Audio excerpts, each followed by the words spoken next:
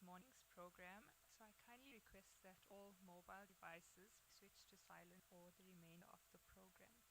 I now hand over to the Ramakrishna Choir to commence with opening prayers.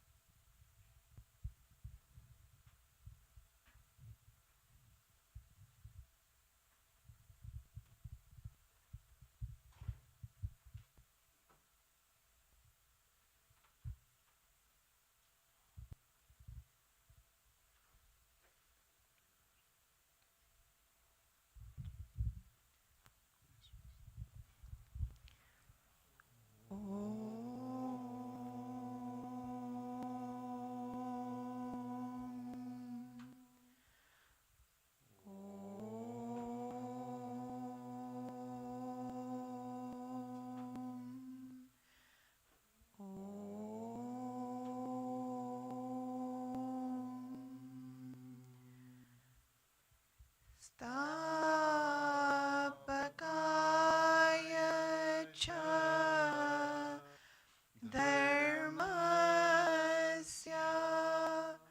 sarva dharma swarupine avatar varishtaya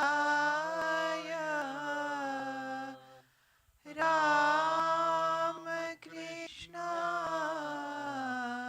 Yate Namaha Jananim Sharadam Devim Ramakrishnam Jagadgurum Padapadme Tayo Shritva Pranamami Murmur Namaha Shri Yatiyajaya Vivekananda Suraye Satchit Sukha Swarupaya Swamine Tapaharine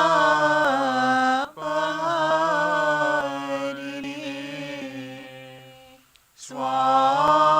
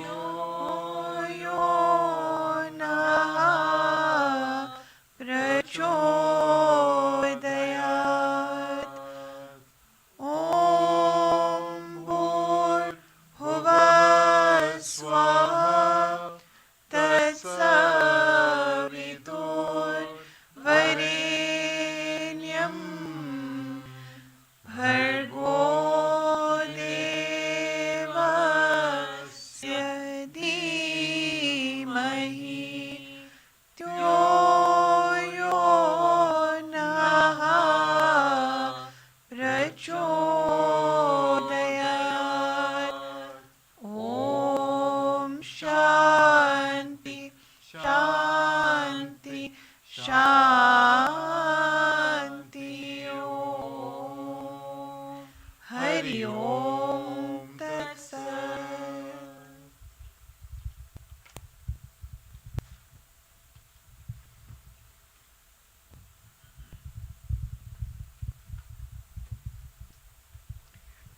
Om Namo Narayanaya, revered Swami Swami Ramanandaji Maharaj, sisters and brothers. It brings me great joy on behalf of the Ramakrishna Center of South Africa, Johannesburg Sub-Center's Women's Empowerment Committee to extend a cheerful, warm and cordial welcome to each of you today to the Sri Sharda Devi's Women's Power Hour.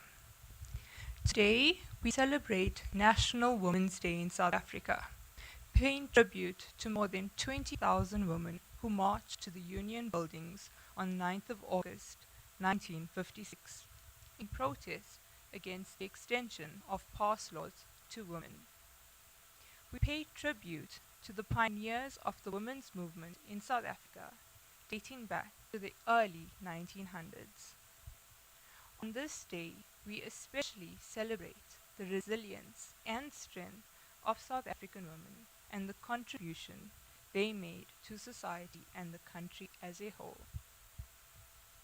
Nelson Mandela said, "If you want to change the world, help the woman."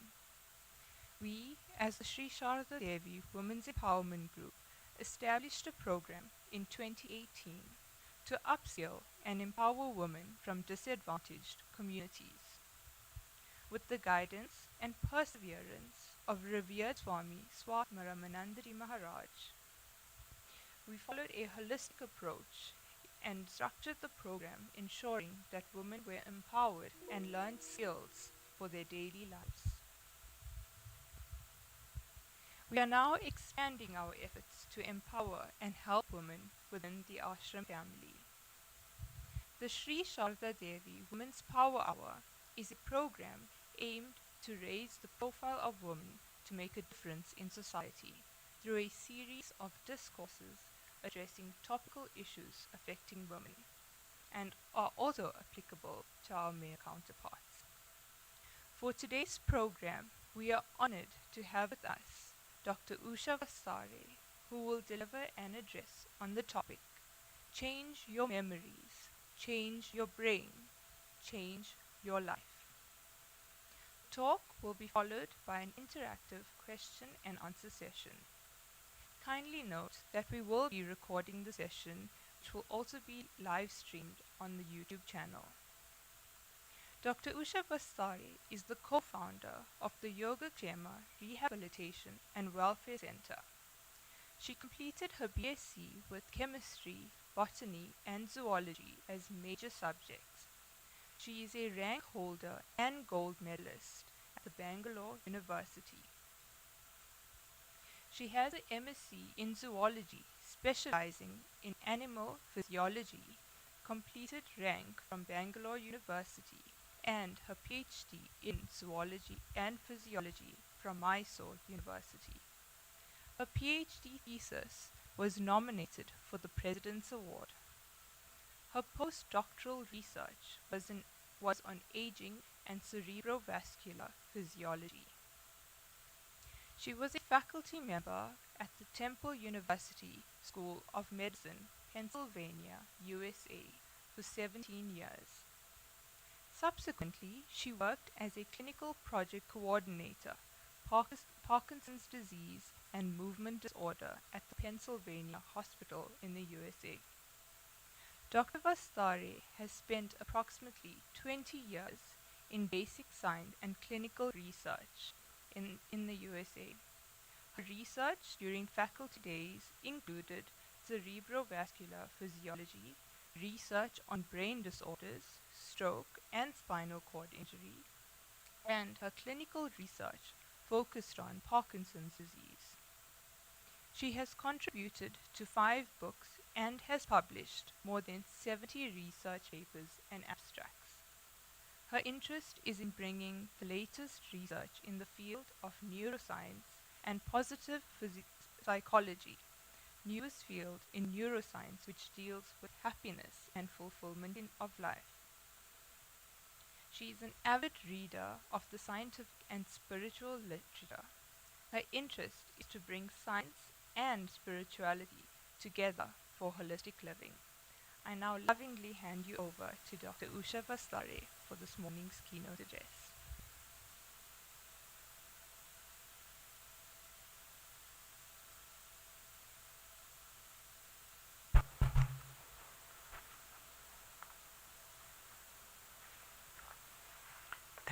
Thank you, Reshnan.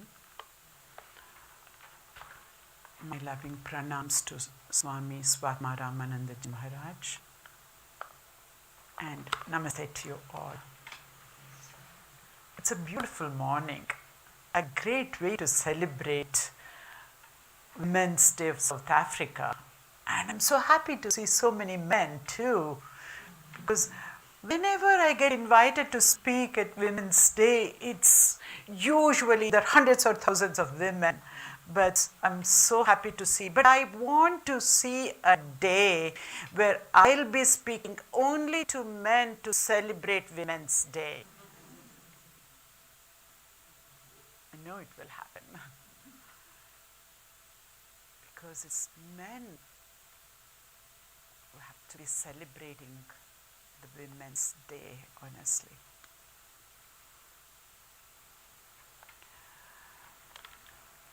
Well, the title, Change Your Memories, Change Your Brain. How is that possible to be able to change your brain? We know about changing minds, right? But changing brain, we haven't heard it. What does that mean in changing memories? Memories are from the past. How can you change memories? How can you change past, right? These are the questions I can see on your faces. So, I would like to ask you, if anybody wants to say, why are you here? Before I go any further. Of course, yeah. Today. Why are we here today? Of course, to listen to me, right? And? Yes. Great. And we are celebrating Women's Day, and it's a man who is saying we want to make our lives better by celebrating Women's Day. Thank you. Yes? Anything else? Okay. We are here to learn about changing our attitude. Great. All right. Great. Absolutely. Change our impressions. Great answers. Many a times all we need to do is to ask a question. The answers are already within us. Once we ask the questions, that is what we're going to be focusing on today, the rest of the 1 hour. That is why I'd like to start off many a times asking why are we here? Because each one of us is here for a different reason. Some of us maybe out of curiosity. Some of us, just the title itself, some of us want to see, my friend has been inviting to come to this kutir. I've never had an opportunity, maybe this is the first time. Whatever reason may be, hopefully in the next 1 hour or so, those questions of yours which have been verbalized and some of them have not been verbalized will be answered. Let's see. I'm going to quickly show the next slide, leave it only for a few seconds and ask you what do you see in that. And I know some of you have seen the slide already who have attended few other talks of mine already. See, please don't answer the ones who have already seen that slide, please. I'm asking for people who are seeing it for the very first time. You might have seen the slide somewhere else. So even then, do not answer. Whoever is seeing the slide for the very first time, you can shout. All right?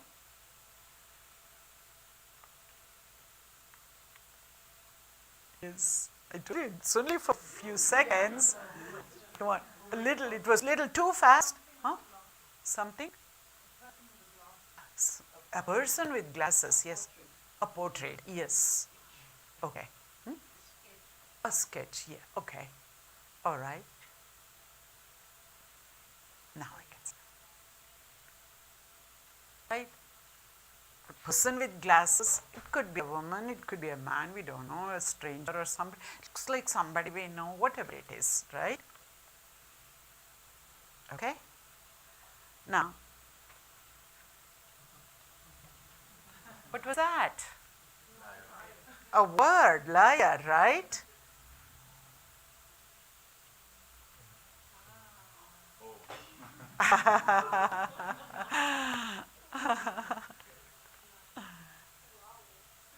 Isn't it? All I did is to just change the angle. And then it was totally something different. Isn't that so?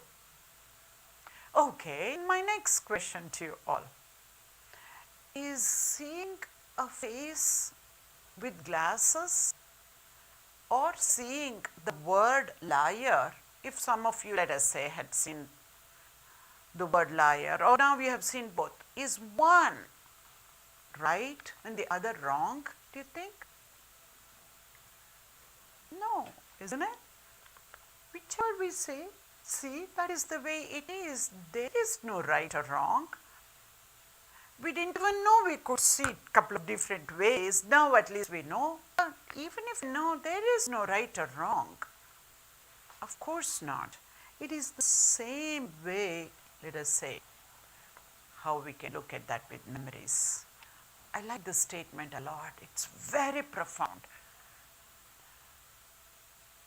I don't know, hundreds and thousands of talks I've given.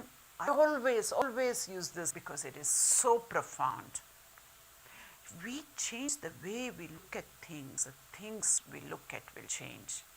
See, when we saw that picture of, let's say, a stranger with glasses, it evoked some kind of feelings, right? When we saw the word liar, it evoked different type of feelings. Isn't that so? So if you change the way you look at things, the things you look at also will change. It's the same picture, it's not two different pictures. If you had seen that picture sideways, we would have seen the word liar. Some people first see the word liar, to be honest with you. Most of us see the face of a person. No right or wrong, but it definitely evokes very different types of emotions and feelings. Even there, is there any right or wrong with those feelings? Absolutely not. It is the same way with memories. We have many memories. It's not about right or wrong with the memories because we have stored our memories inside us. But some of the memories are self-limiting to us. And some other memories are uplifting memories. Again, any right or wrong?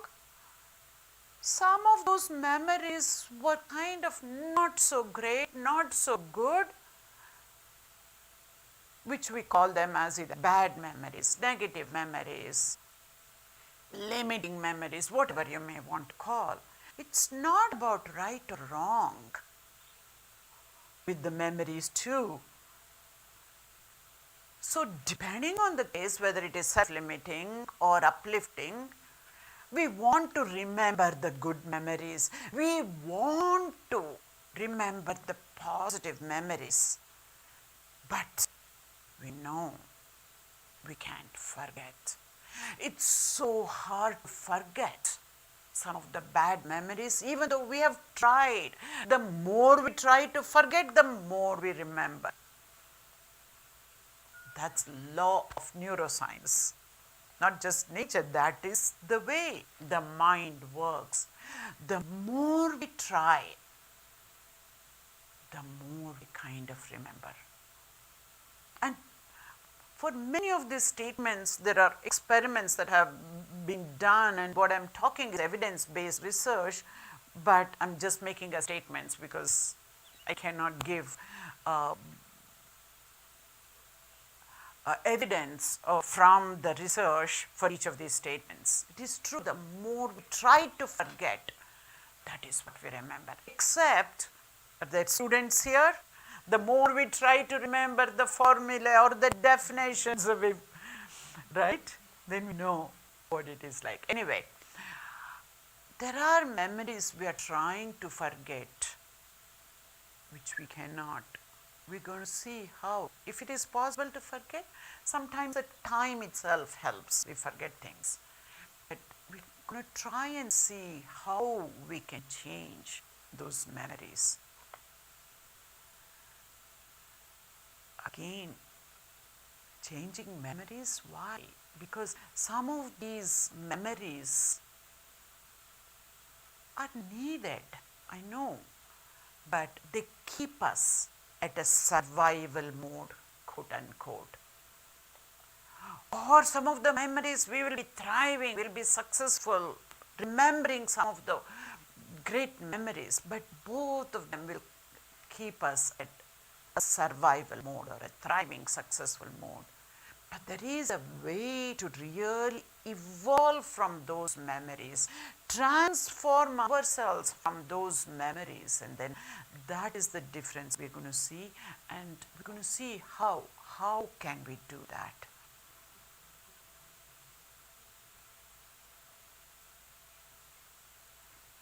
And today I'm hoping that shift will happen within all of us.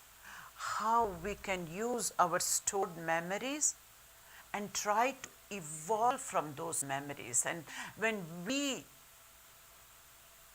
change those memories, how it will truly help us to evolve. And by changing the memories in a particular way, not in a flippant manner, in a particular way, when we do that, it will actually change the very structure and function of the brain. That is what new neuroscience research says. And if we want to change our lives, we need to change our brains, the very structure and function. And that is what we're going to learn. Again, this is one of my favorite prayers. We know we've tried to do this, especially with memories, especially with interpersonal relationships, right?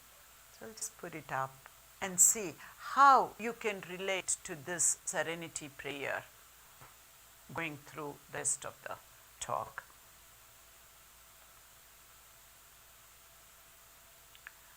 All right. We know memories are from our past, isn't it so? Memories are from our past. So if you say we have to change our memories, then is it possible to change our past? This is unheard of, right? What is she talking about? Absolutely. It is not about changing the past as we kind of know of. As I said, we have to make a shift in the way of our thinking to be able to accept this scientific evidence-based research concepts what I'm going to be sharing with you. So it is not about changing past. It's all about understanding our own mind and changing our mind, which means changing our thoughts, changing our feelings, changing our behavior, and not about changing others, and not about changing the external situations or circumstances. That makes sense, right? We understand, but what has that got to do with memories? Yes, we can understand our mind, we can change our thoughts, we have changed our thoughts like that. But what has that got to do with memories? We will see. So again, changing our past, we know we cannot do. What has been done already, the circumstances, there is no way we can change. But we can actually change our experience of the past right here, right now, in the present moments. A totally different way of looking at the situation itself. It's truly mind-boggling in some ways. And for me, it is truly uplifting to be able to see the memories in this way and seeing the past in this way. If we can change our experience of the past, the experience of the memories that we experience, that is how we can actually change our past. And that can only happen in the present moment, in the now, here and now, now and here. Not tomorrow, not some other day, but at that moment. I don't mean this moment, we will see. The only thing we have, whether we know it or not, is the present moment. Truly, there is nothing like past nor future. I'm not talking about the way we've gone through all these days and then we experience and we want to plan for the future. I'm not saying from that perspective. Yes, we need to learn from our past and then plan for the future. But if we realize the only thing we have is the present moment, whatever we are doing, whenever we are experiencing the doing part can only happen in the present moment. Past and future are our mental constructs only. Really deep, really profound, very simple too. We can understand at an intellectual level, but to truly put it into practice, it's a lifelong practice. So if that is the case, let us see. This statement we understand, but still we don't know how this is connected with memories. We have come here to change our memories, not our thoughts and feelings, right? So we need to find out. Then what are memories? What are memories? Memories are nothing but thoughts. Memories are the present thoughts of our past experience. Whatever we have experienced, if a memory occurs, it occurs in the form of a thought. I see some on the faces that aha moment has occurred in some of you. And look at this, the next one. Memories are feelings, and memories are present feelings of the past experience. See, if you look at it this way about memories, then it becomes so powerful because we can do anything we want with those memories. The unwanted memories, just like we know how to change our minds, we know how to change our thoughts, we know how to change our feelings like that. But to make long-lasting changes, how should we change? We're going to learn that. But if we look at memories in this way, as thoughts and feelings, the present thoughts and feelings because of past experiences, it becomes so powerful and also tangible. Then we don't have to be slaves of our past memories. We can be master of our own memories and pick and choose the ones that we want that can be uplifting, not self-limiting, right? So what are these memories? If you look at it this way, many memories are helpful memories, some memories are hurtful, some are pleasant, some are painful, some bring anguish to us whenever we think about certain things, certain memories, and some of them bring peace, calm, and give solace to us, some of the memories. And some of the memories give us heartache, and some memories evoke loving feelings. And some of the memories bring us feeling of blessing, and some others feel that we are unfortunate when we remember some of the memories.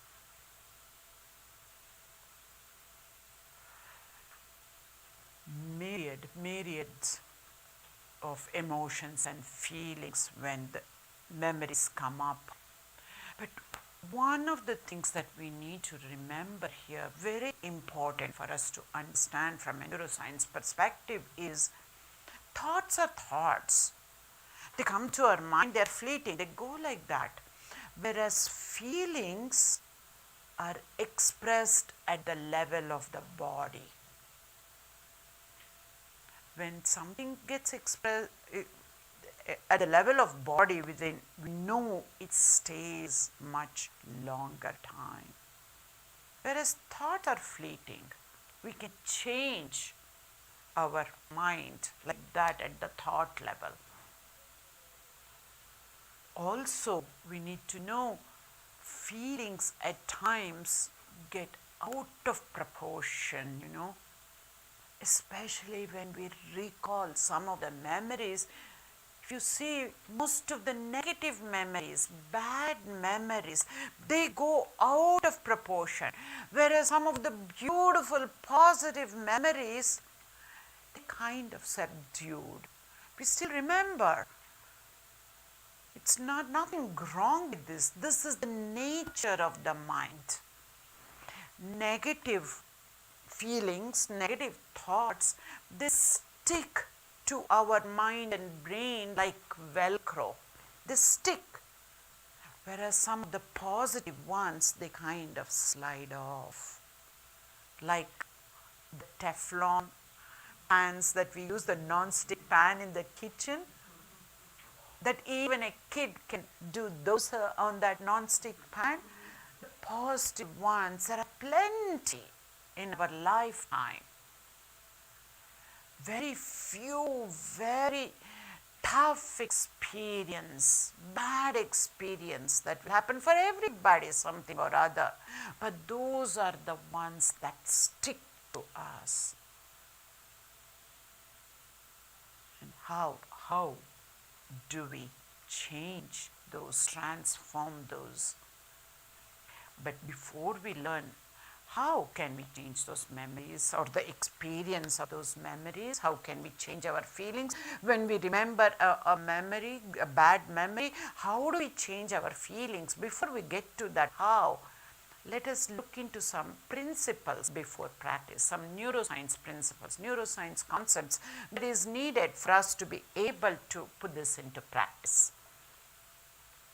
So what have you said? Memories are thoughts. So we need to understand what is a thought, right?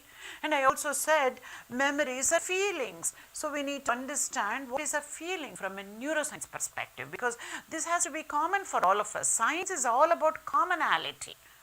Now, somebody's feeling might be different from somebody else's, but from the perspective of the brain, from the perspective of a neuroscientist or neuroscience, or from your own brain, the brain would act or react in a certain way, the mind would act and react in a certain way for certain types of feelings and thoughts. That will be common for everybody. Making different types of electrochemical changes in the brain, releasing certain of the chemicals, that will be common. So science is about commonality. Irrespective of our circumstances and situations and experiences of the past, our brains and mind will behave the same way from the electrochemical perspective. So we need to understand what this thought is about, what is this feeling about, and not just that, the relationship between thoughts and feelings we need to understand. And let's do that. So, what is a thought? What is a thought? If I ask somebody suddenly, even a scientist for that matter, it is so hard to define thought without using the word thinking. Very funny, I know, that is the way it is. But for our implementation purposes, for purposes of practicing this, to be able to transform our lives, I will give a very, very simple definition that will help us to be able to put this into practice, changing our thoughts and feelings. A thought is nothing but an idea that occurs just like that in our minds. And an idea comes about, and when an idea comes about, I think that if you can ask the kids to play, it is disturbing.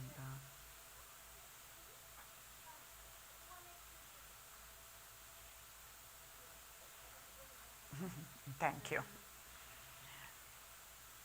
I think there is some space in the backyard, right? They can go and play. We don't want them to stop playing, but they can play in the backyard. Yes, coming back, thought is nothing but an idea.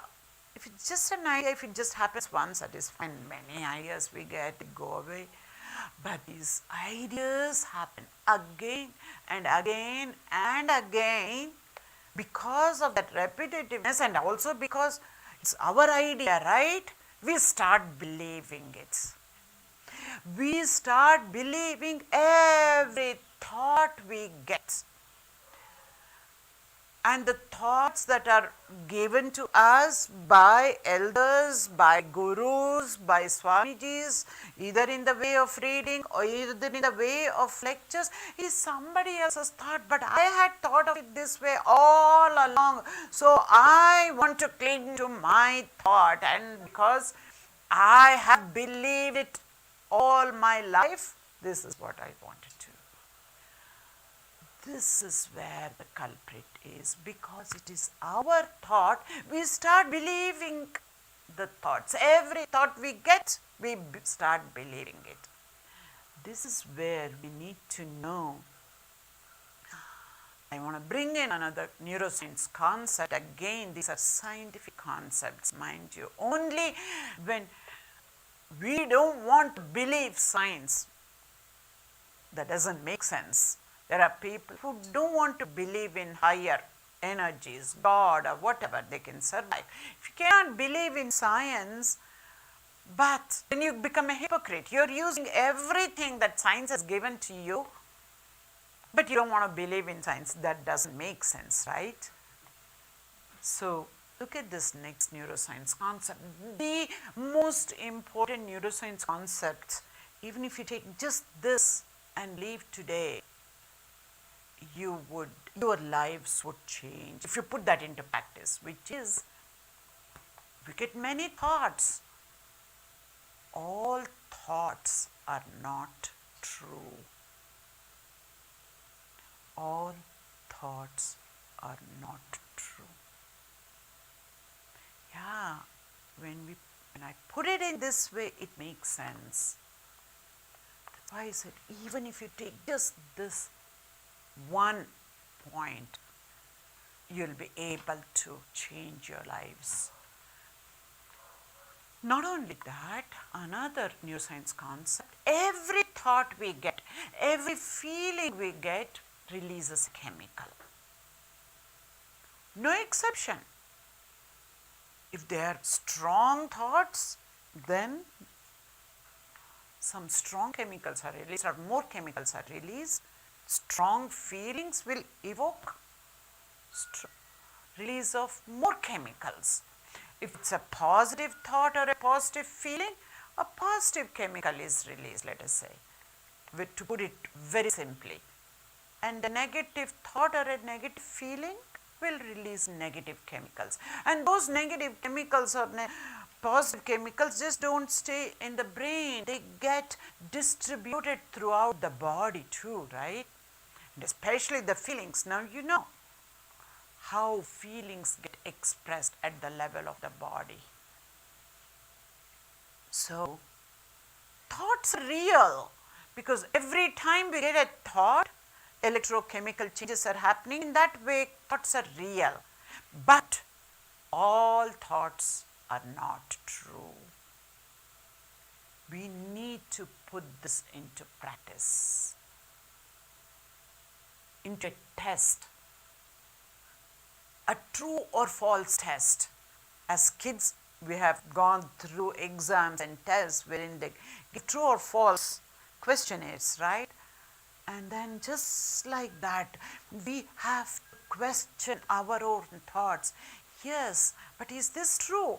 I thought about this person in a certain way, but the next time I met it was little different. Which is true?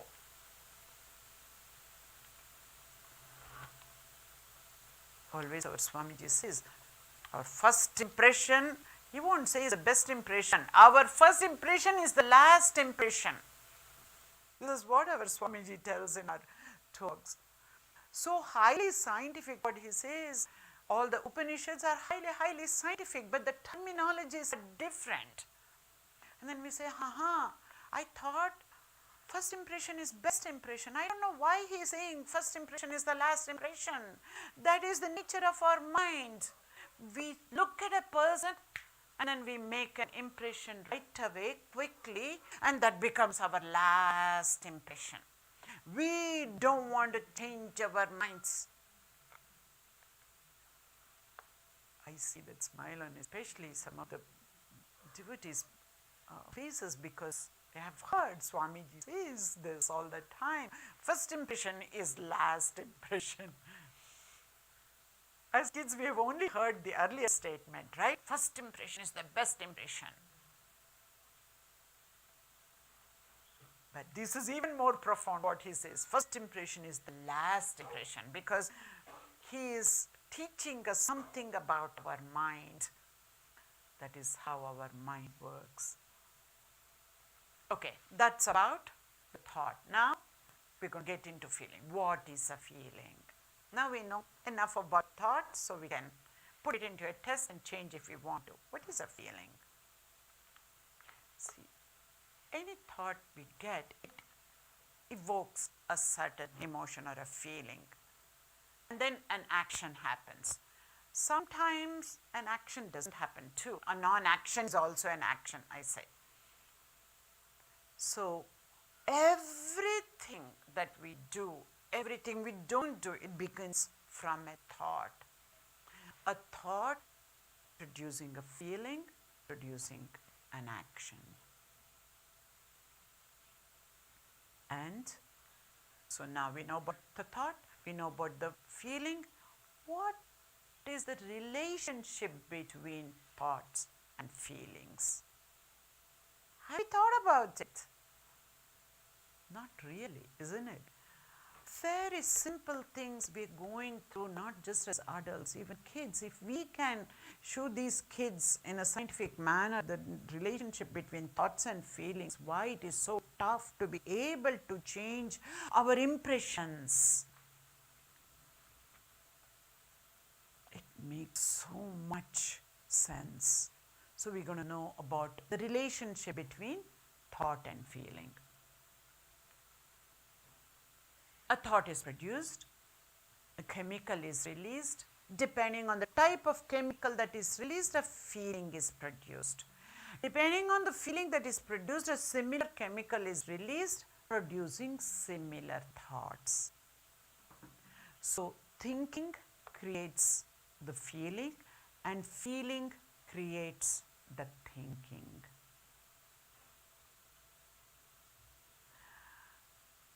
I don't want to go into this, but I want to just put a little bit extra for you, food for thought.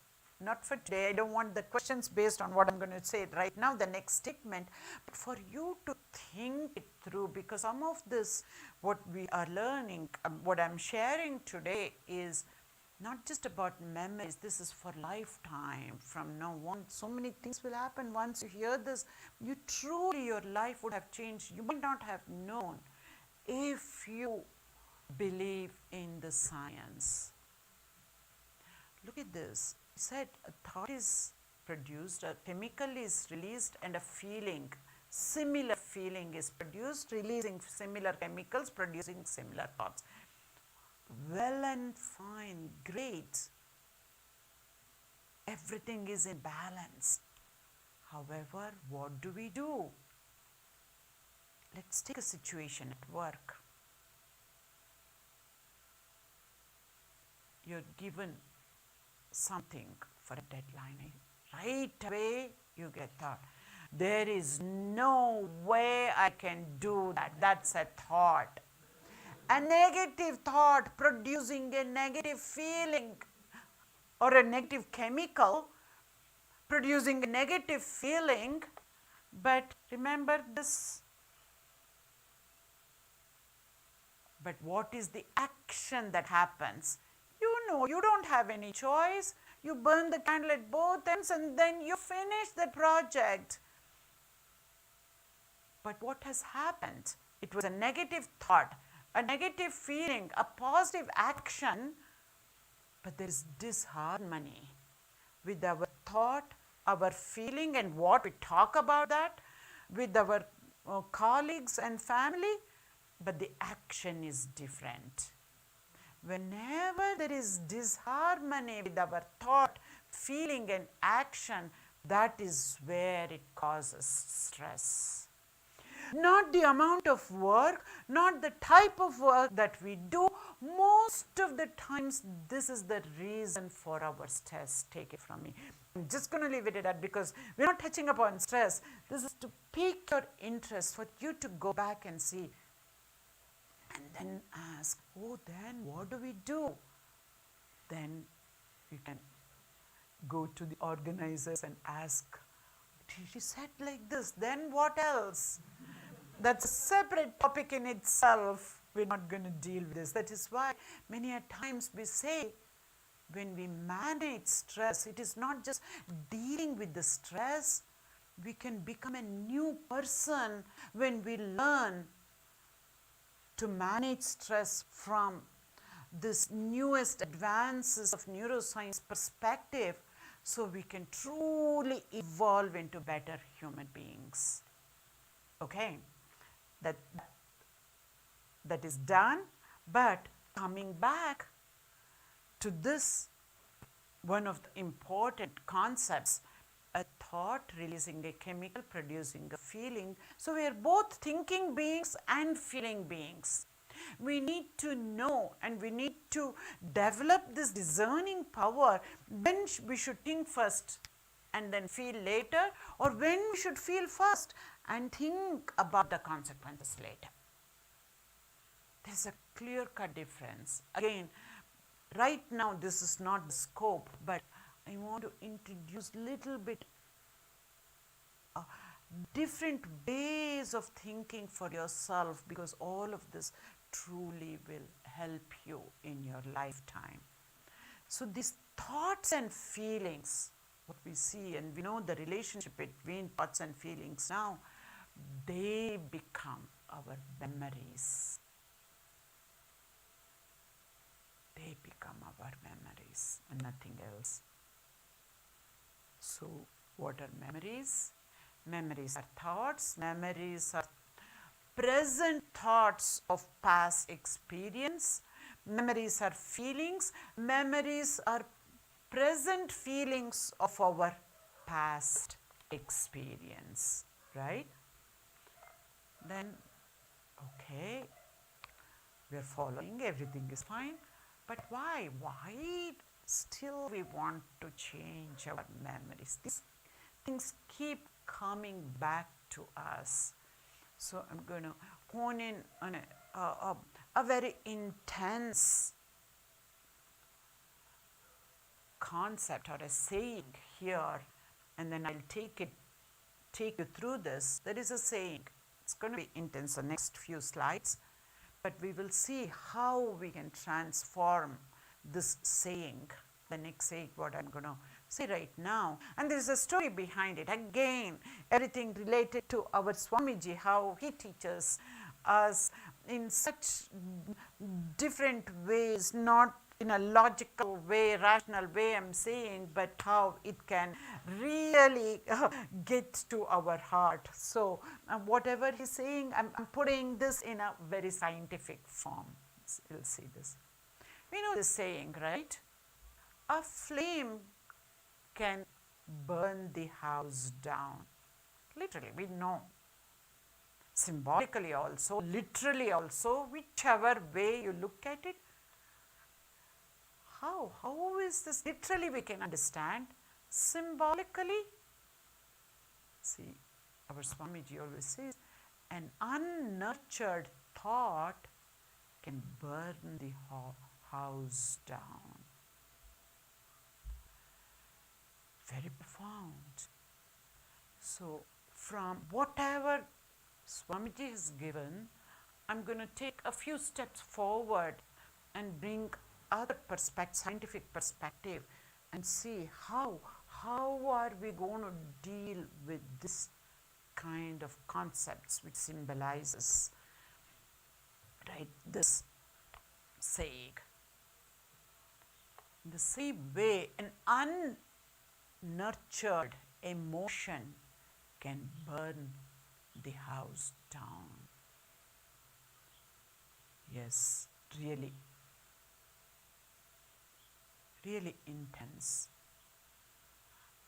Let's park that statement of burning the house down. It's too much. Literally, we can understand a flame burning the house down. Symbolically, if it's an unnurtured thought or emotion can burn the house down, let's park that and let's just see how it can affect us, or how we can relate to ourselves at an individual level. So this is where I say an unnurtured thought can harm the relationship. In a similar way, an unnurtured emotion can harm the relationship. Profound, eh?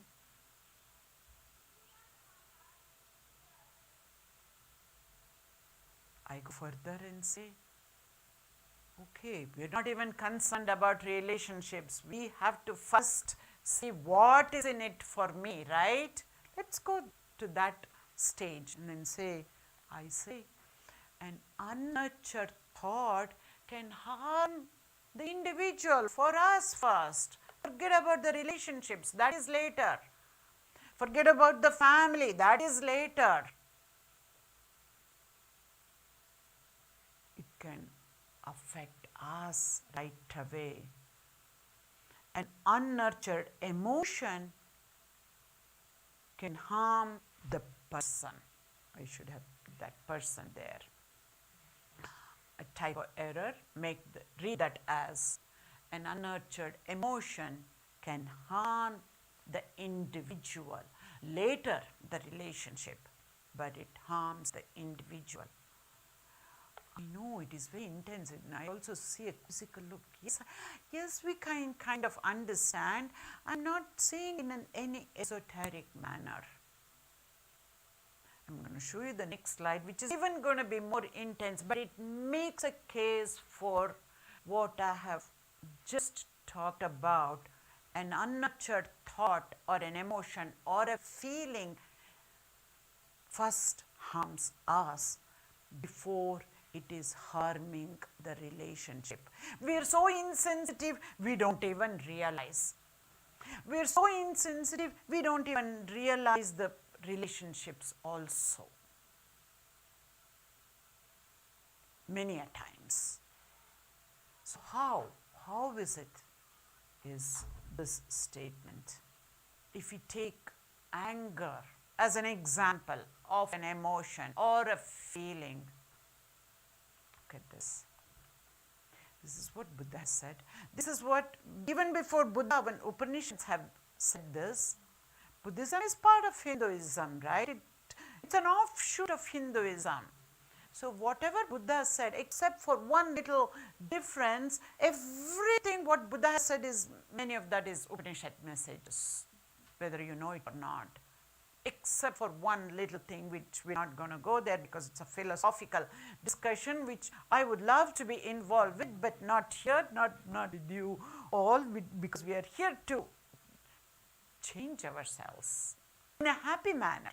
It may be going like this, very intense, but I promise you we will end up with a high note, not like this. So when we are so full of anger, we want to give it back to somebody, but the emotions take over so much, we don't even have control because of it, because anger. This is just an example, and this statement does not limit just to anger. Any intense negative feeling, it could be jealousy. These are all normal emotions and feelings everybody will have. We cannot say, I have brought up in such a way, I never have jealousy. I have everything I want and much more. I am giving back, so I am not jealous of anybody. It's all science. We cannot hide behind any of this. These are all normal emotions. Every one of us will get, especially if we have been brought up like with an Indian culture. They always say, you should never be jealous. So we never say, I'm jealous of something. Only when we admit certain things can we come out of it. Because this is another thing that Swami says all the time. He was answering this from a different perspective a few days back about self-awareness.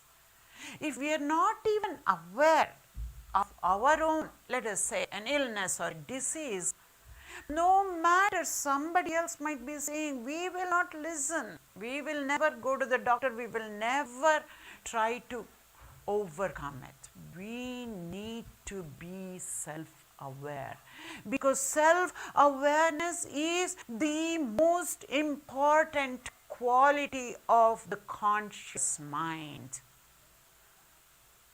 And the self-awareness is what differentiates us humans from the rest of the animal kingdom. If we are not aware of our own emotions and feelings, and if we don't understand our own emotions and feelings through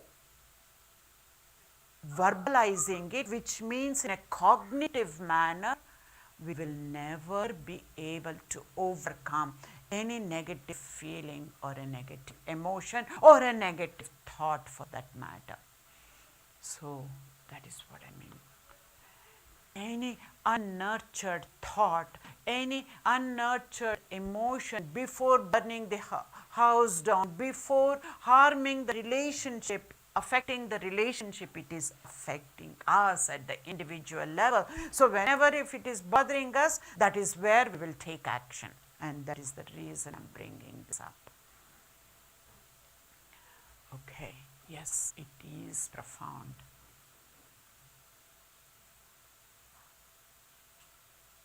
Maybe a moment of silence to think it through.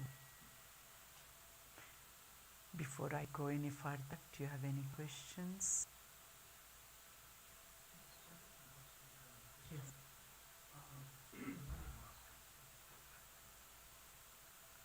Doctor, you talked about memory, which is thought and feelings are created.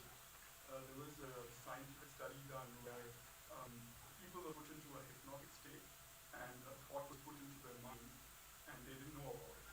And later, that thought could be pulled out of them. So how much of this is happening to us, and how do we get conscious about it so that we could work that out of ourselves? Yeah.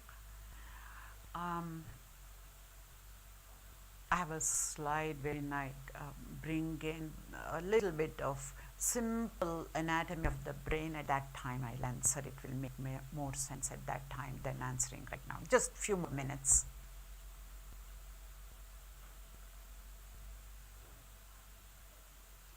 Yes. If I may, that slide that said all thoughts are not true, is the word necessarily missing from that? Because all thoughts are not by default untrue. Some of them will be true. Oh, absolutely. Most of them are true for many people. Just to give you an example, there's a particular type of thoughts that come to all of us. It's called automatic negative thoughts. I'll show you which part of the brain those thoughts come from. Most of those automatic negative thoughts are false. This is what science has shown us. And the thoughts that come at a conscious level, we can put it into a true or false test.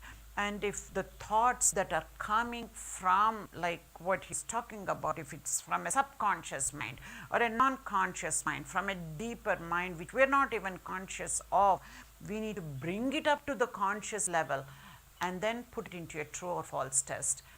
Most of the times, depending on the type of thought, of course, it is our ego that prevents us to answer our own question in the most honest manner. I always say, we don't lie to others. We don't realize we are lying to ourselves. I'll again relate that to that same slide that I told you about, that we have the answer and then I will try to take it further. We don't lie to others, but we are lying to ourselves, but we don't even know. Not that we know and we lie to ourselves, we don't even know. After this, we will come to know, but yet our ego prevents us. Or our stubbornness, or our doubting mind. Yes. Oh. What you say, a lot of what you say is very profound. That sometimes the accumulation of thoughts or memories, and you always forget what thought was, but an association with something develops some sort of affirmation in you that's not good for you. But I want to know, do you need to go back and unpack it all, or it's like buildings and buildings and buildings. How do you go back to try and unpack it? Therapy, japa, or what? Because sometimes you don't even know what Yeah. specific incident was. That, like for example, I had a dog that bit me when I fixed or something. I haven't forgot that, but I see a little pup and I'm scared. Yeah. As an example. Absolutely. But there's many other examples. So what is the tool to unpack, or do we need to unpack each of the memories, or just be self-aware of when something ignites like Right.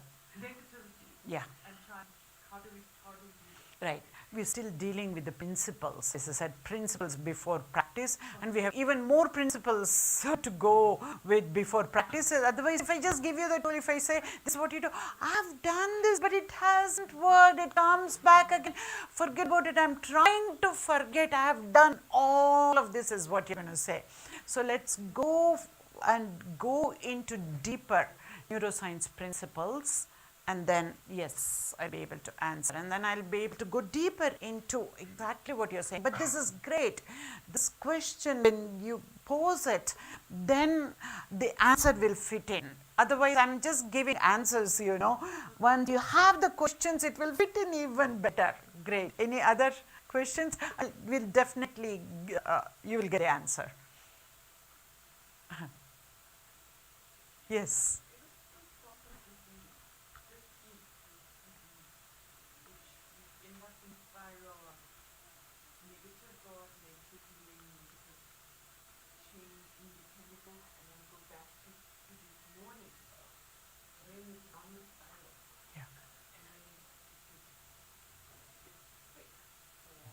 Absolutely. Yeah, absolutely. But that's that particular slide, thought, chemical release, and then feeling. That is, we're just looking at it as a concept. One of the tools again is to learn to break that cycle. To break that cycle, we have to be aware. That self-awareness is so important. So everything is kind of connected, you know. So once we become self-aware of this negative thought, And with these slides, that's what I'm saying. Even though I give these tools, if you totally, can you see the slides by the way? You're sitting in, okay, you can. Because it's all about accepting science, not having faith and believing in. If you're not able to, that's why I put it into really simple terms that even a kid can understand, to be honest with you, so that we'll be able to remember those slides, will be etched in our minds. And this is a lifelong process. Once you hear this, your life will change. Even sometimes even without your knowledge, and with your knowledge, if it changes, then it becomes empowering. That's the only difference. Yeah, we need to know, be aware, and to break that cycle. That's all. And you have to put an intense positive thought to be able to change that. Because negative thoughts, negative feelings have the neuronal network of these thoughts, the way it gets stored is so strong. It is like, if it is like a thick rope, usually our positive feelings, and it will be like a thin thread.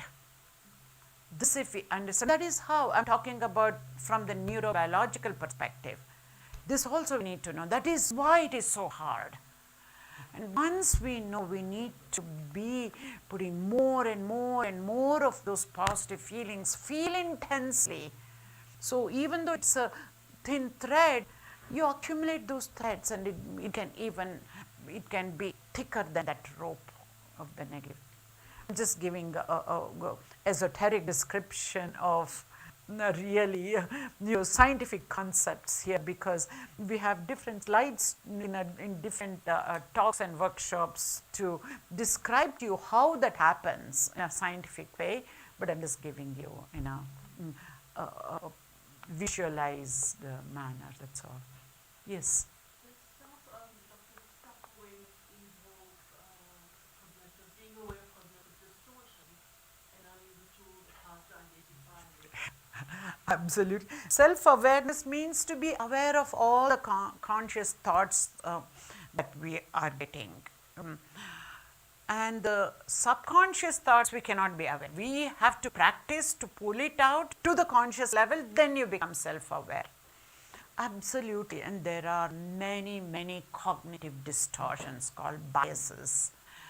And these days in neuroscience, I think some innumerable number, I think either 100, I forget, I have to check the next time I will get that right number, either 150 or 220, something like that.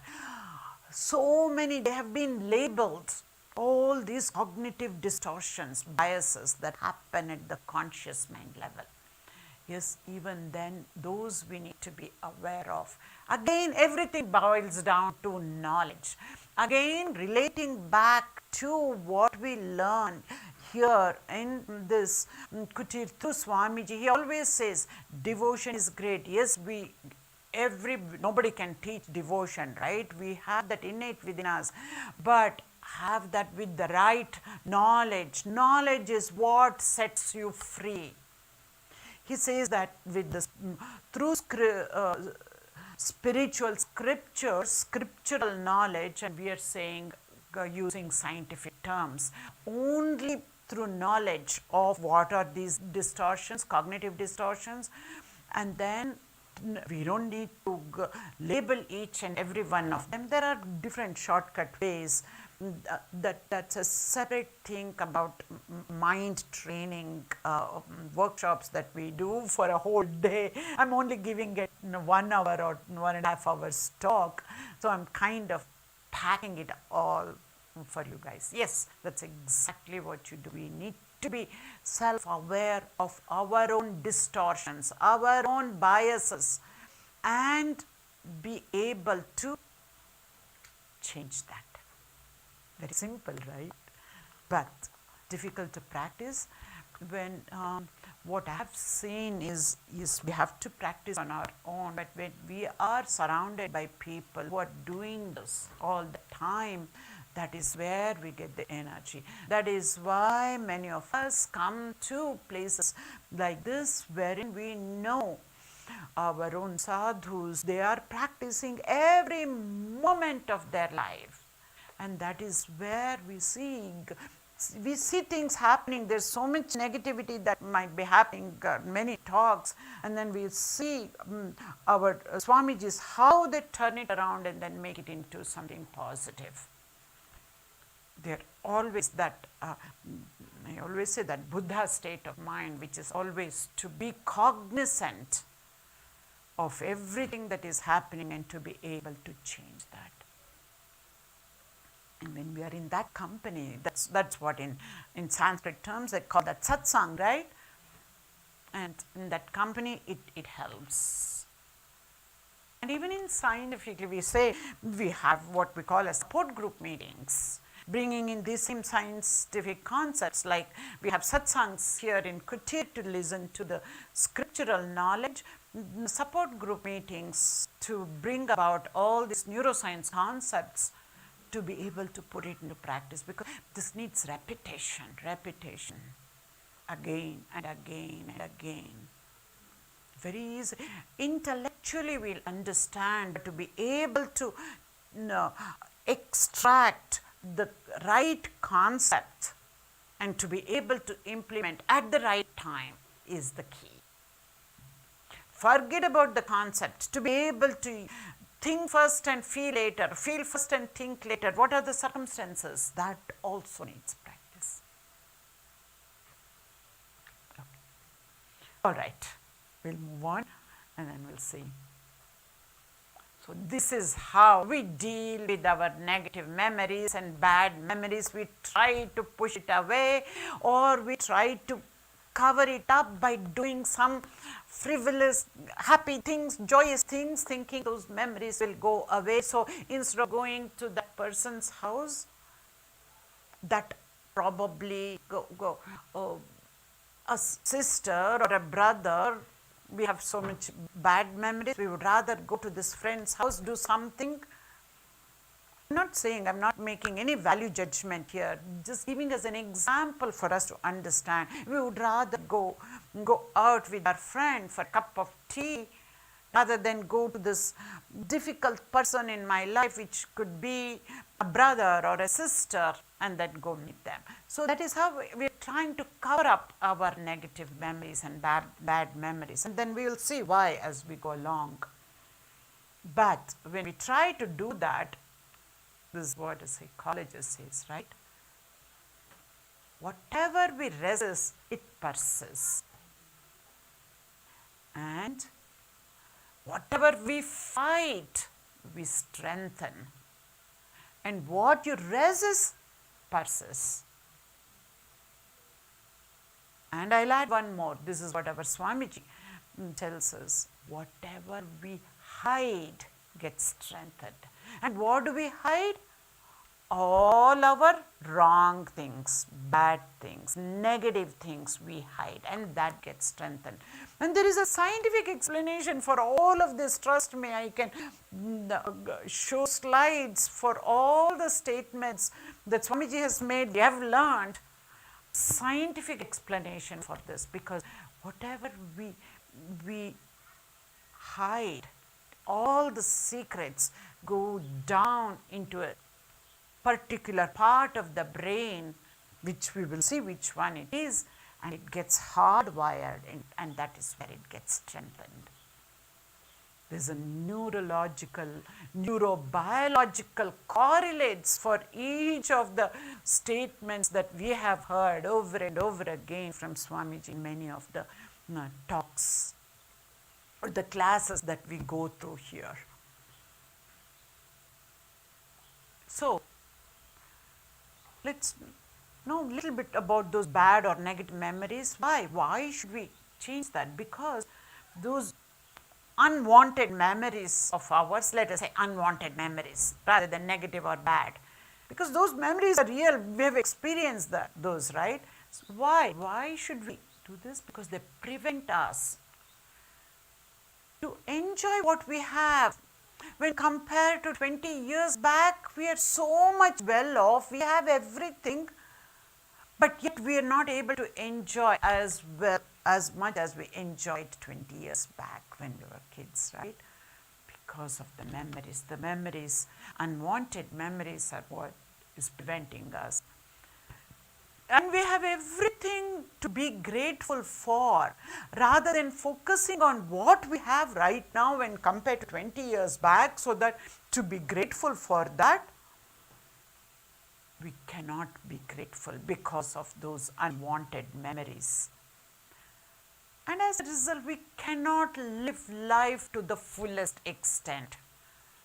We cannot have zest for life. We want to be giving. We want to be giving more to our own kids, to our own parents, to our own siblings. We cannot. And then the next circle, right? When we cannot even give to our own family members, tangible or intangible, it doesn't matter. But we try. How can we truly give for others? We can only give what we have. If we have many times, only certain times, these unwanted memories well up, right, within us, and we cannot give something that is positive to others when we are going through so much of negative experiences. It's impossible to lead a positive life with a negative mind. Impossible. Not only can we not give, we cannot even receive that love from others, from the family members, from the siblings, from our own extended family here. It is hard to receive also, not just give, receive the positive feelings and emotions I'm talking about. And so naturally, as you said, it's hard to be healthy. It prevents us to be healthy or healthier, and it prevents us to be happier. Either happy or happier, healthy or healthier. So then how? How do we change again, right? We know about all of this, and we still get doubts. Yeah, she's saying all of this. She does not understand the type of memories that I have, certain of the experiences that we've gone through in lives. And especially when this is my third visit to South Africa, when I hear the stories, especially the people of my generation too, I'm flabbergasted to see if you have gone through such experiences naturally and normally, how is it possible to overcome? You do get doubts, right? That is why they bring me back again here, over and over again. I keep coming back to serve because, yes, it is possible. No matter what kind of horrible experiences that you or your ancestors might have gone through, it is possible to overcome if we want to evolve. I see you're all thriving with such great houses, with beautiful cars and what not. But do we want to evolve? We cannot evolve harboring those memories. Rightfully so. I am not saying wrong. Rightful experiences what your parents and what your ancestors have gone through. Yes, but we cannot be harboring and be healthier and happier and be evolving.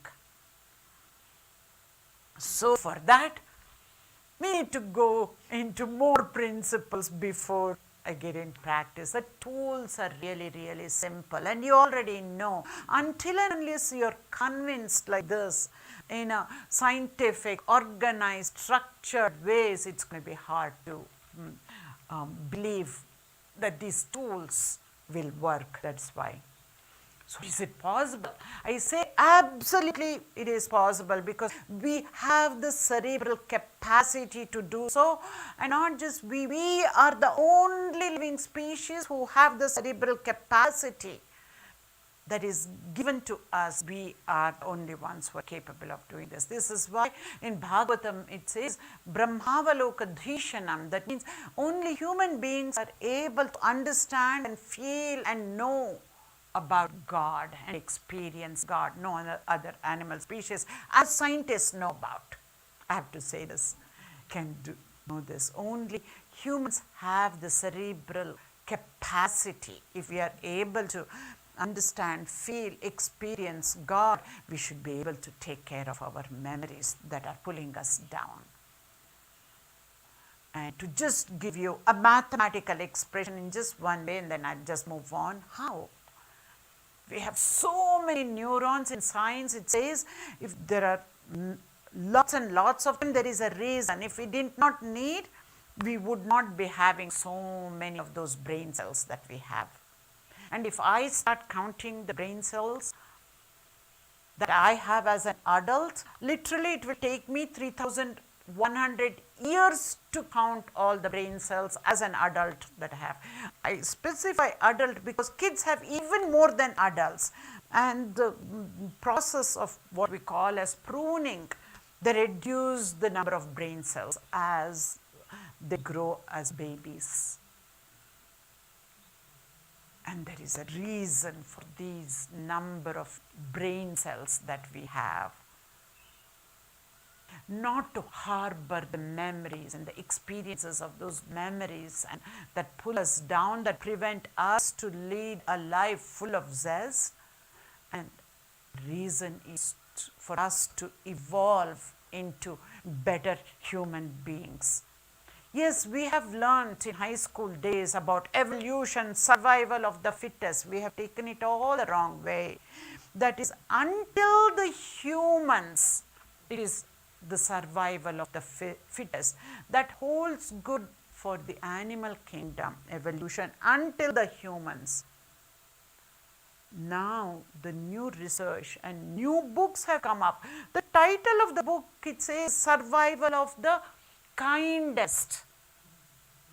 There is a book by the title, Survival of the Kindest. Now, the way we evolve, not by showing the power, amassing wealth or the physical power,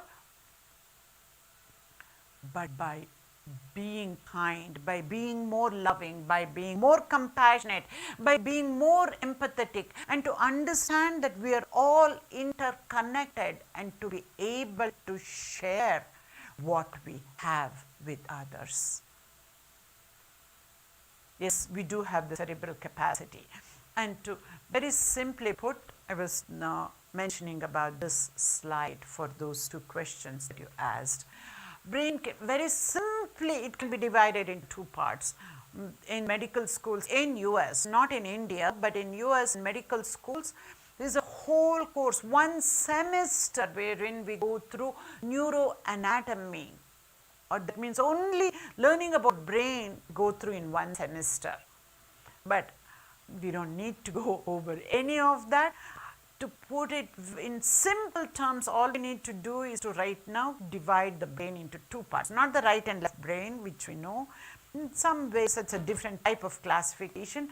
I've used this classification for us to help us to implement in our daily lives, like what you're talking about, the cognitive distortions and the biases that we get. Which part of the biases can come from either the deeper region of the brain, what we call it as lower center, or they can also come from the higher center of the brain. The higher center of the brain is what distinguishes us from the rest of the humans. The lower center is what the function of that is very similar to that in animals.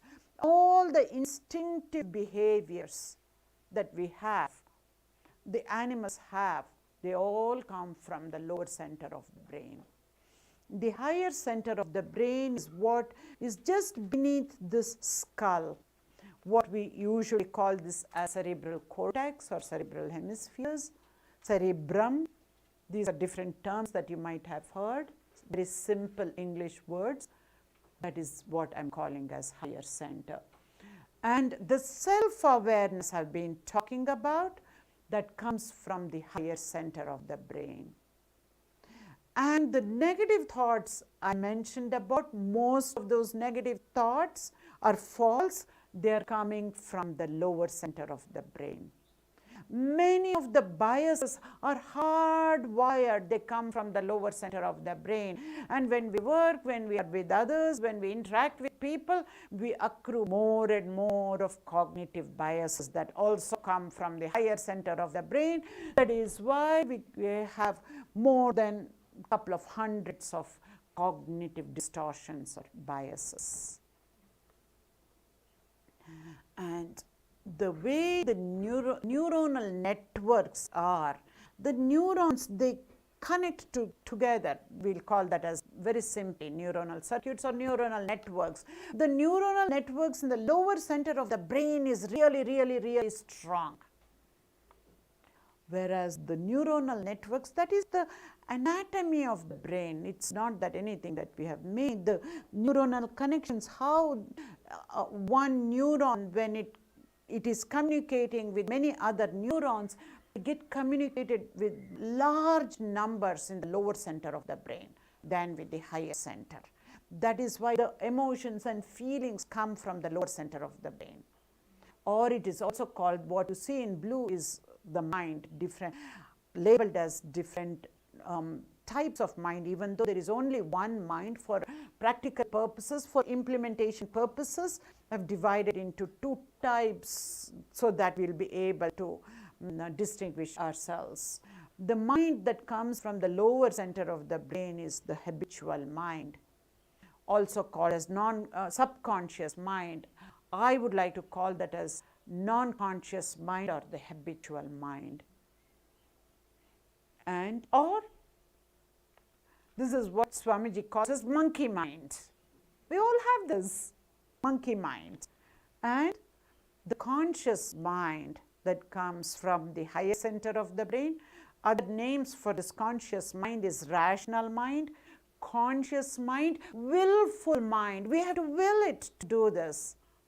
And this is what I call as monk's mind.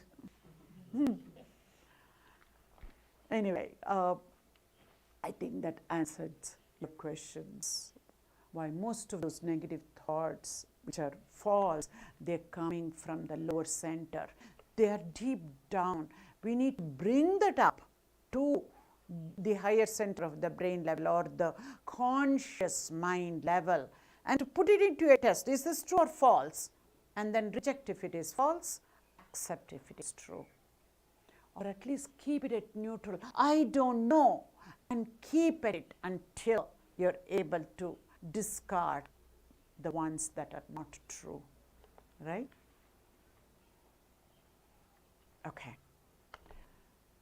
I'm going to introduce this law, which is so important. This memories is everything. If we can get this, and I have to thank the organizers, they chose this title. I'd given a list of titles. They chose this title for this day because if we can get this, understand about memories, we will truly can master our mind. There are only two things we need to be concerned about: our past memories and our present state of mind. That's all. If we can take care of two things, that is fine. So this is a new law, Hebbian law. It says neurons that fire together, wire together. Easy to understand, right? Why it is so hard for memories to get rid of the memories. Using this principle of Hebbian law, we can understand memories are stored in many different regions of the brain. It is stored in the higher center, it is stored in the lower center. Even in the lower center, there is a part called reptilian brain, so deep, it is even stored there. Memories are stored in many different regions of the brain. That's why there are triggers, as you were saying. There are triggers by law of association. Sometimes we see something, it could be just a color and it triggers a certain memory. Or it could be a smell that it triggers some other memory. We hear somebody singing and that triggers a certain memory. Most of the times, unwanted memories or the memories that pull us down. So especially memories is stored in so many, it takes up, it uses lot of real estate of the brain, if I can say so. This is why it is hard. But everything, just as Swamiji says, everything is about knowledge. All of this happens because of our ignorance. How can we get rid of ignorance? Ignorance is, in our scriptures, is compared to darkness, right? You know the shloka, asatoma sadgamaya. So how do we get rid of the darkness? By bringing light. Light is symbolic of knowledge. Once we understand this, combine what Swami is saying, combine this with the science which is common.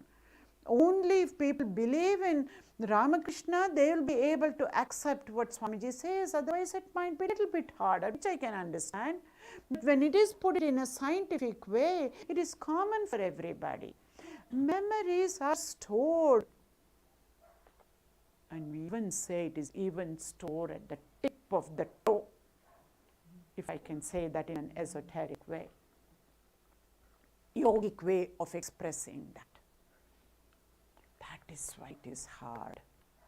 And only we can do it. Somebody else, yes, we can. If we mortgage our brain to somebody else, to hypnotize ourselves, to change that, yes, we can. I'm saying there is a reason. Sometimes we need to do that when it becomes pathological, when we cannot handle that ourselves. But the thing is, that is only for a very, very, very small percentage of population. There is a reason. When it becomes phobia, when we cannot overcome, as soon as we see the dog or hear the bark of the dog, if we cannot be normal, if it becomes a phobia, even that, if we are ready, we can. But if it is not possible, it's okay. It's okay to get help. We get help not because we are weak, because we want to remain strong. So we can get help, mortgage our brains for a short time, go to a professional, get hypnotized and overcome the phobias. That is one way. Through hypnotherapy, people can get out of addictions and phobias. That's a therapeutic way. And we also know people also take medicines to dampen the effects of the memory, if it is like very strong memories, when it becomes phobia, or it results in some memories, can evoke panic attacks in people. Then certain medicines are needed, certain hypnotic therapies are needed. But what we can do is to learn so that we can use these concepts on ourselves. No matter what I say, how much I say, it is you who is going to be dealing with your minds, with your thoughts, your feelings. And we can change that. That is what it becomes so empowering. Okay, now then how? How do we change? That change, when it happens, the technical term is called neuroplasticity. So what is that? I'll very briefly say this. We're going to be dealing with this on Thursday at greater detail. If people are interested, they can log on to the live streaming session and then get into that. Very briefly, neuroplasticity means we know now we can change our mind. We know changing mind means changing our thoughts, changing our feelings, changing our emotions, changing our belief system, changing our perceptions. And when we do this, it not in a flippant manner, but in an organized, particular way, structured manner, over a period of time, when we do that, when we change our mind, it actually changes the structure of the brain. And why the structure of the brain has to change? if we need to make long-lasting changes in our lives, then the structure and function of the brain has to change. Ultimately, it will happen only through our experience, changes in our experience. What does that mean? Changes in our experience means changes in our habits, changes in our actions. So now you know the most difficult person that you are avoiding in your life. You want to face that, have a different type of experience so that your structure and function of the brain can change. And this whole process is called neuroplasticity. So just having positive thoughts are not going to be enough. If I have to sum up this slide, those positive thoughts need to be followed by positive feelings, because feelings are stored or manifested at the level of the body. And again, just positive thoughts and positive feelings are not going to be enough. Take it from me. They have to result in positive experiences, which means positive actions, which means changes in our habits. So now, how do we do that? This is how. Very simply, again, if we are interested, if we need to go deeper into really how, again, I forget the date, I think 21st is it? Our organizers can help me. The last day of the series that we are going through, we are going to be talking about rewiring tools. You will get more of these tools on that day. So if you're interested, you can get the information from the organizers, because this is only a talk. That's a part of the series. So we're going through, and the tools you will be able to get it on the last day. But you have to go back with something so that you can start practicing right away, right? So how do we change our painful memories? First of all, as you rightly said, identify the trigger or triggers. We know it's a dog. As soon as I see, that is what causes the memory. We have identified the trigger, right?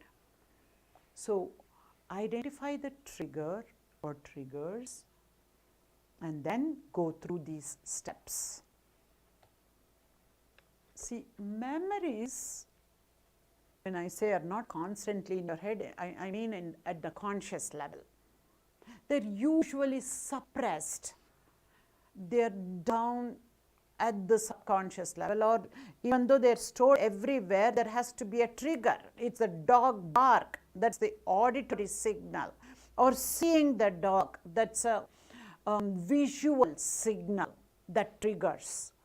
And then when that happens, and usually there is a trigger, and there is law of association, because that seeing the dog will trigger, or hearing the bark of the dog will trigger different region of the brain, and the memories come up. The fear, the anguish, not even anguish, fear, maybe phobia for some others.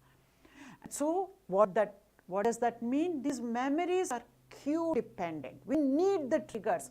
Without the triggers, the memories are suppressed. So when they are suppressed, we also don't bring it up. We also resist. We don't want to bring it up. And whatever we resist, it persists. So, and something in the present environment, what does that mean? Cue dependent. It reminds us of the bad experience, and it triggers the recall process. An auditory signal, a visual signal, or it could be an olfactory signal.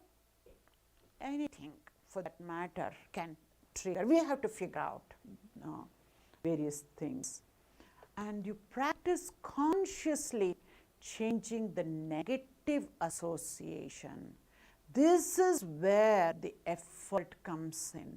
We do need to put an effort to change that. There's a negative association with that. We need to turn it into a positive one.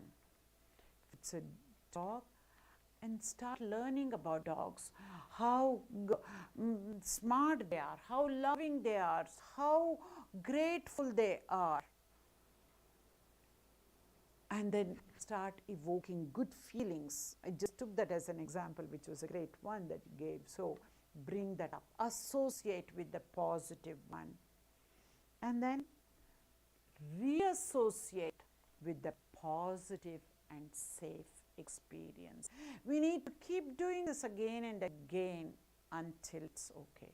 This is in technical terms, scientific terms, we call this as exposure therapy. Lot of the things we can do it ourselves by knowing this. If it has gone into a phobia, sometimes it's not even that, it's a trigger, it's because of an interpersonal relationship, then we need some external help, and then we can do this. Sometimes it's not that you have to go to a hypnotist or a hypnotherapist. Many a times attending workshops like this, not 1 hour talks, but over a period of time wherein we can go even deeper into the issues, then the only things we need to be convinced and we need to cognize these neuroscience concepts, and we'll be able to. There are many more. I've just selected some that is going to be useful for this topic today, and it is possible. Now, the last few slides I want to conclude, but I would say before concluding, you've tried all of this, right? When all else fails, at least this is true for some of the things, or most of the things, where we have to figure out a way to go deeper to the root cause, and then we'll be able to do this, and which is, when all else fails, just forgive. Just forgive. In the next 5 minutes, I'm going to conclude, but I want to show a series of quotes on forgiveness so that you'll be able to understand the importance and the power of forgiveness. Forgiveness is not something we do for other people. It is something we do for ourselves to move on. And forgiveness does not change the past. It enlarges the future. There is no peace without forgiveness. There is no love without forgiveness. When you forgive, you heal. When you let go, you grow. You need both. But ultimately, one has to heal to be able to love. And holding on to a grudge does not make you strong. It makes you bitter. Forgiving doesn't make you weak. It sets you free. There is no love without forgiveness, and there is no forgiveness without love. Forgiveness is not an occasional act, it's a constant attitude. And true forgiveness is when you can say, thank you for that experience. And without forgiveness, there is no real future. And whatever you cannot forget, forgive.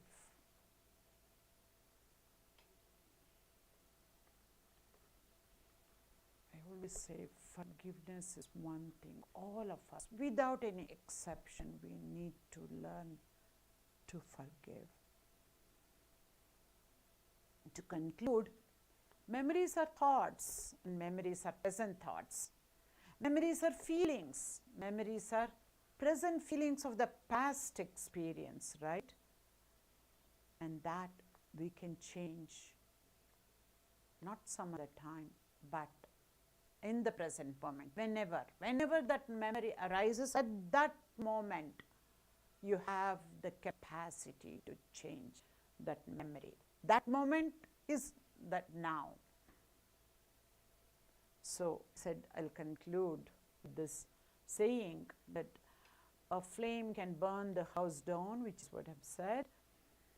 We all know that saying, and Swamiji always had talked about an unnurtured thought can burn the house down, and unnurtured emotion can burn the house down. But this is the high note that we are going to end. Yes, that is all true, but there is a way, which is a nurtured thought can bring the people together. A nurtured emotion can hold people together. Even more importantly, what is a thought?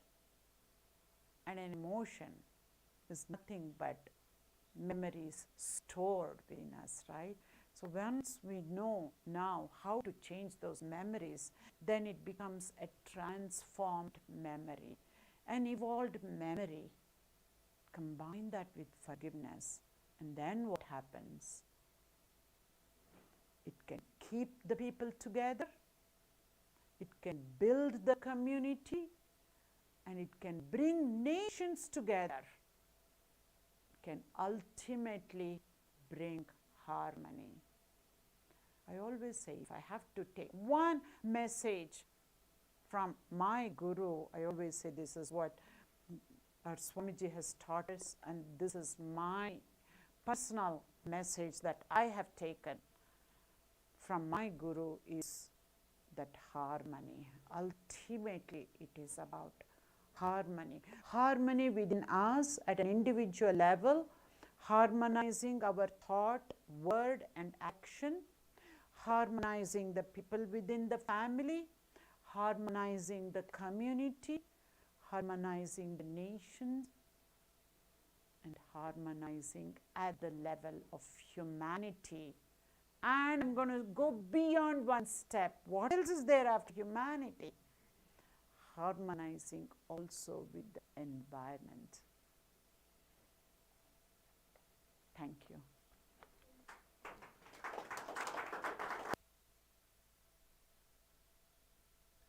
Thank you, Dr. Usha Vasthare, for that very enlightening and practical talk on change your memories, change your brain, and change your life, and for sharing such key teachings and tools that are available at our disposal.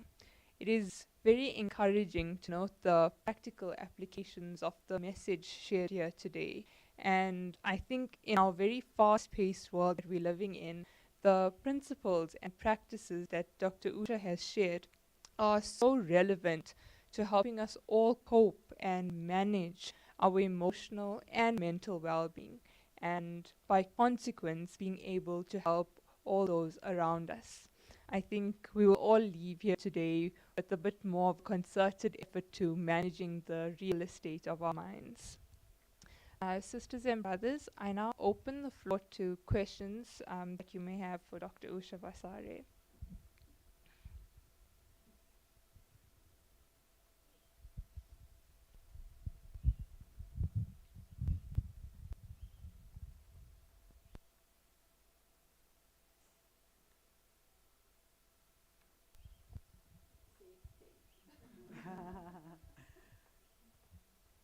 Now, how did you get into neuroscience? How did you get into neuroscience? That was your journey. That was my career. How did you start? When you're such a kid, you start your work, and one of the very first projects that I took up, or one of the very first research papers I published in US, was on looking at brain blood flow and how it changes through aging. That was the seed, and that led to all of this. And I always had interest in scriptural knowledge, because as a kid I have been brought up with the teachings of Sri Ramakrishna, Sharda Devi and Vivekananda. And my interest was in to go deeper into Upanishads. So my personal interest is to understand Upanishads from a neuroscience perspective and to understand neuroscience from a Upanishad perspective. And I have to be thankful to say, in this day and age, at this very moment, the scientific research in neuroscience field has gone so deep, and it's still happening. It's still again at the level of the mind. It's happening so well, but most of the things we can easily, I would say, at least it was for me, easily understand Upanishads messages by understanding through the scientific perspective. And there's always a gap, that quantum leap that you have to take to understand that final aspect of the Upanishad message. But there is parallelism that's going on in the recent advances in neuroscience research and what has been said in Upanishads from one angle, that is the Advaitic angle of Upanishads. And I would say probably it's also blessing. Some of these things you don't choose, it becomes you, and then why you say mind is the most powerful thing in the world? Absolutely. First I'll quote the scripture and then I'll answer. In scriptures it says, Sarvam Manai Eva. Everything, Sarvam means everything. Manai, Manas, mind, Eva, only thing. Everything is in our mind. Without this mind, you will not be able to experience, even if there is something else that is higher. And is it the most fastest thing in the universe? Yes, absolutely.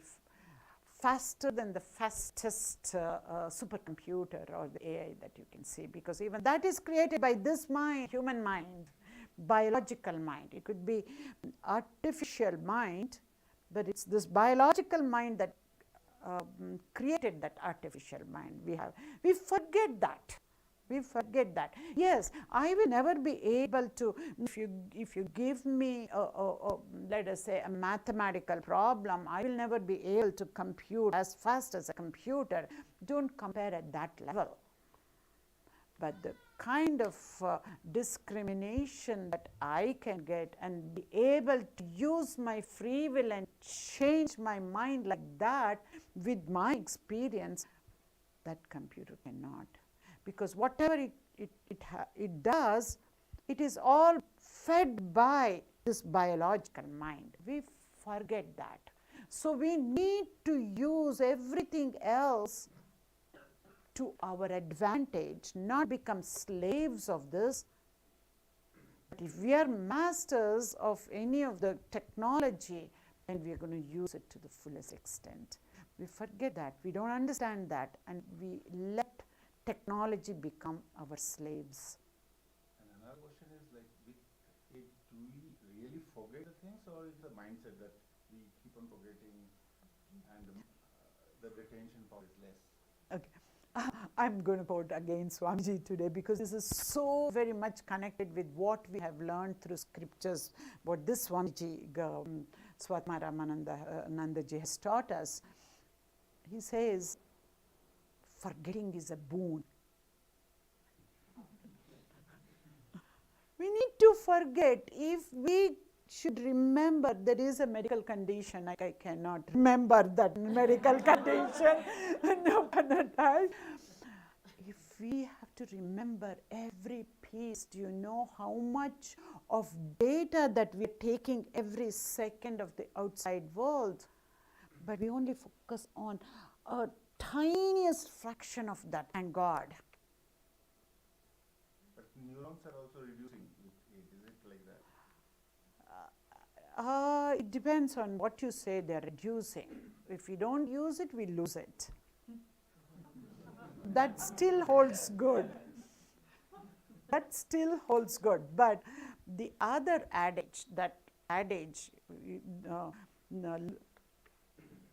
use it or lose it holds good. But the other adage that you can teach a dog new tricks, that neuroscience research has falsified that adage. It is possible to teach. The dog has to be willing. That dog is this one, right? We as humans, we're not talking about that four-legged dog with a tail. We can learn any new trick if we are willing. Yes. Mataji, for forgiveness, I can say logically, I can say people will manipulate to do bad things or whatever. And because I can think about it and I can rationalize it, that doesn't mean I forgive. What is a tool for forgiveness? We actually do this forgiveness workshop. We started with 2 days because it does take, it is so intense, but so powerful. And it is, I'm not talking from a moral perspective, like we have been taught as kids, right?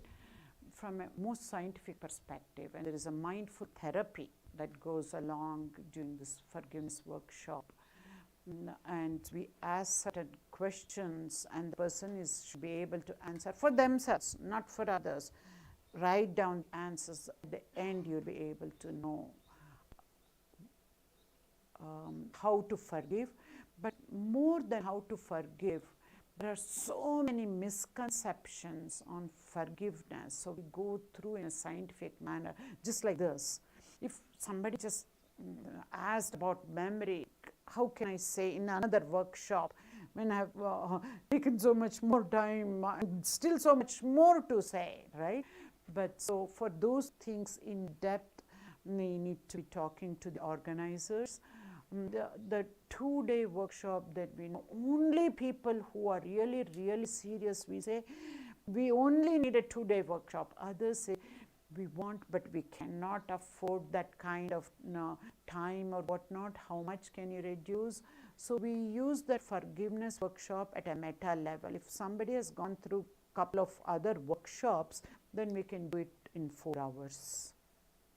It's all about understanding the neuroscience concepts. Otherwise, everything I have to go through it again and again.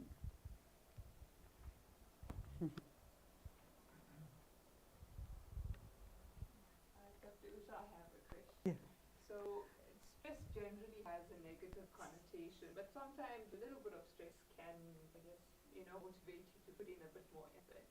How would you almost distinguish that from, I guess, the stress that we actively need to manage, and I guess change the disharmony between your thoughts, feelings, and the positive actions? Okay, we'll take that first question. Yes, in medical terminology, there is a term for that. Eustress, EU. EU means good, anything that is good. Eustress. So, as you rightly said, certain amount of stress is needed. And again, I have got Swamiji's example today. There is so much of parallelism. He always gives the example of a string instrument, like here, veena or violin when you play. If there has to be some tension on the string, otherwise the sound won't come out, right? But if it is too tight, it breaks. So that right amount of tension, what Swamiji gives that example of string instrument, is eustress, good stress. But I'm going to go this you can get anywhere on the internet about eustress. What we have done is to figure out you can actually convert any stress that you go through into eustress if you go deeper into understanding what is stress, what happens at the level of the body, at the level of organs, at the level of tissues, at the level of cells, at the level of mind. What is happening when we say, I get stressed out because of this? Again, so many hours of workshop, I cannot give one answer. But when you go through, you will know stress is there. This is again a common answer, medical answer, scientific answer. If you understand this also without attending any workshops, you will be able to get it if you can believe this like faith. Because I cannot give you all the evidence. Stress, when we say stress, a scientific way of putting that is we have a stress response. There is a trigger outside and I'm responding to that trigger. It's a stress response, right? When stress response happens, it is meant to protect us, to protect this body because of the danger. Now we call it a trigger. It was meant for danger, outside danger.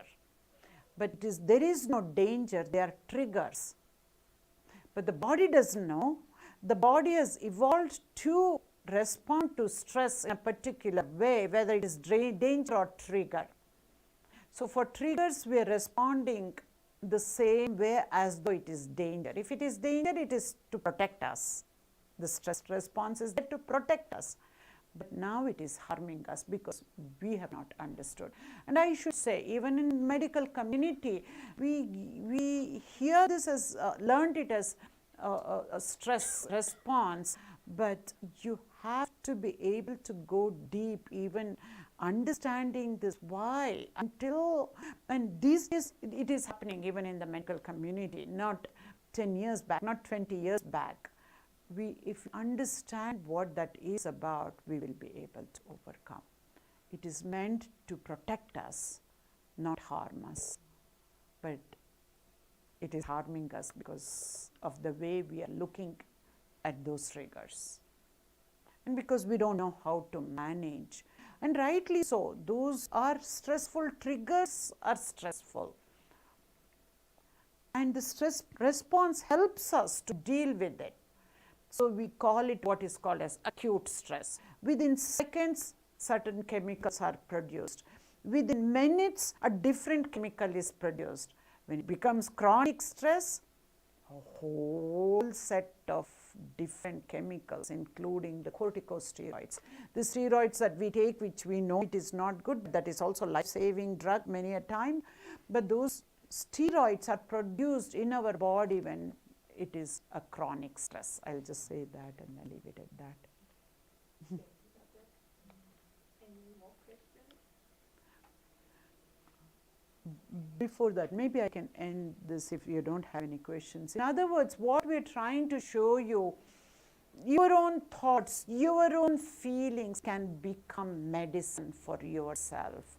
Your own thoughts, your own feelings, your own memories can heal you of many of the illnesses that we go through. That is so empowering.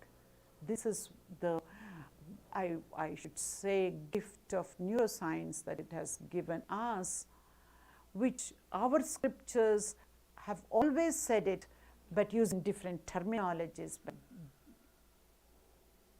by giving different examples. Thank you.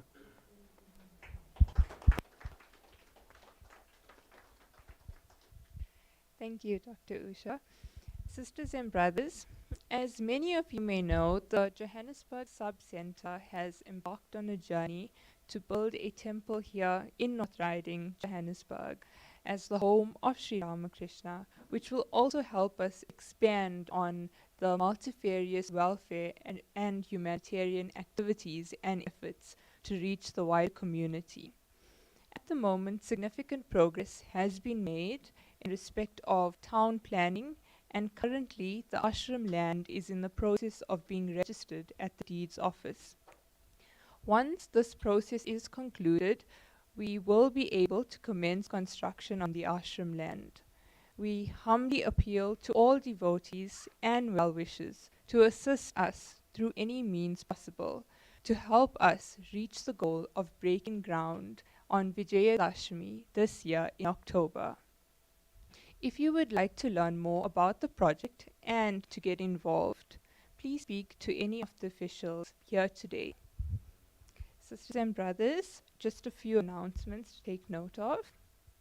Maharaj conducts classes on the direct disciples of Sri Ramakrishna on Sundays, Mondays, Thursdays, and Fridays from 6:30 a.m. to 8 a.m. South African time. On Thursday, the 11th of August, Dr. Usha Vasthare will talk on emotion management biases and neuroplasticity at 6 p.m. at the Ramakrishna Kutir in North Riding. The program will also be streamed on the YouTube channel. All are encouraged to attend. The sub-center will also be celebrating Sri Krishna Ashtami week from Friday, the 12th of August to Thursday, the 18th of August. Further details will be shared via the WhatsApp chat groups.